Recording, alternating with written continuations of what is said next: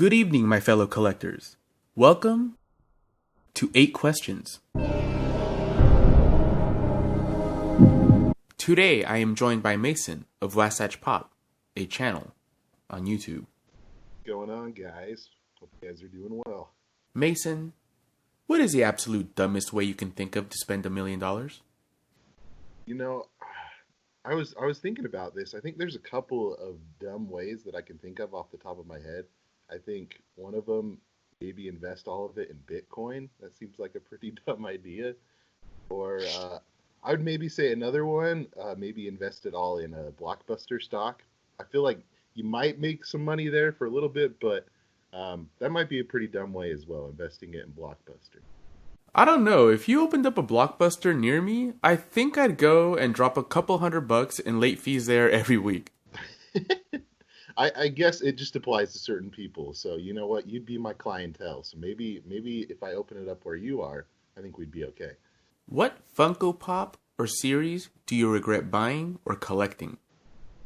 I would have to say probably Stranger Things. Don't get me wrong, I love the show Stranger Things, but there's just like so many pops. And like from the first season on, they just had way too many. And I was like, you know what? I can't keep up with this. I was like, I just regretted buying like tons of those. So even though I like the show, just too much to handle.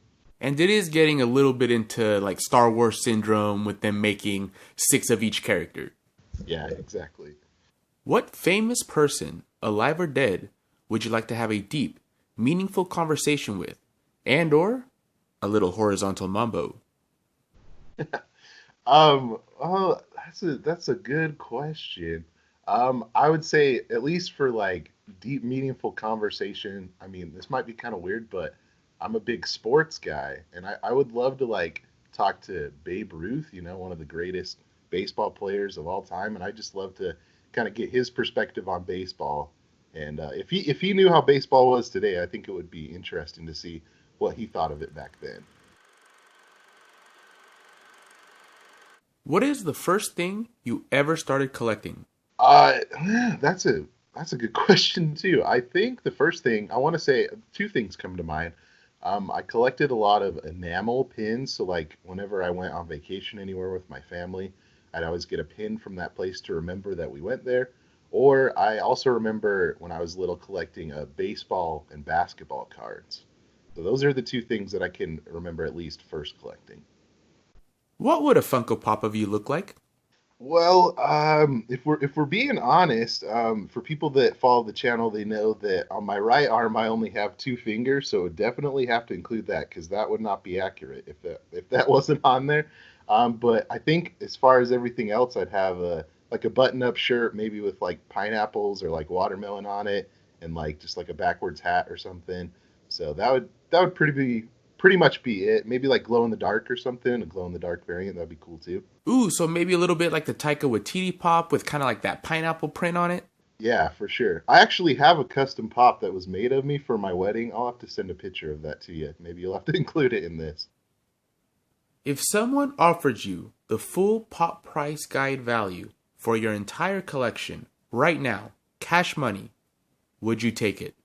Oh, I would, yeah, absolutely. I would take it 100% for sure.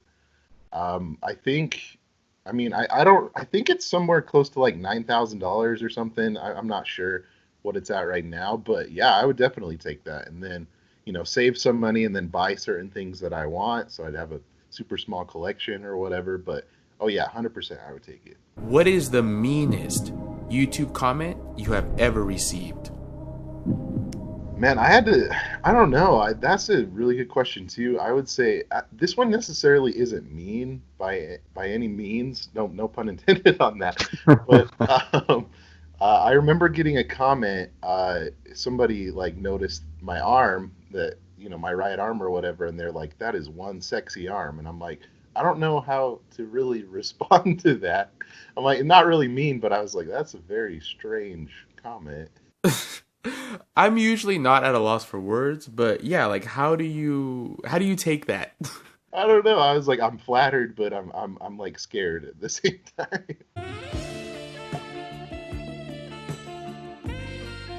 We will conclude this interview with a question invented by the great Bernard Pivot, chairman of Academy Goncourt. Mason of Wasatch Pop, what is your favorite curse word? You know, I'm not one for many curse words, but I have been following the show The Good Place lately, and so I think my favorite maybe set of curse words would be forking shirt balls. I'd like to thank Mason for being my guest on 8 Questions. Check out his channel, Wasatch Pop, for some of the slickest and most informative Funko Pop videos on YouTube.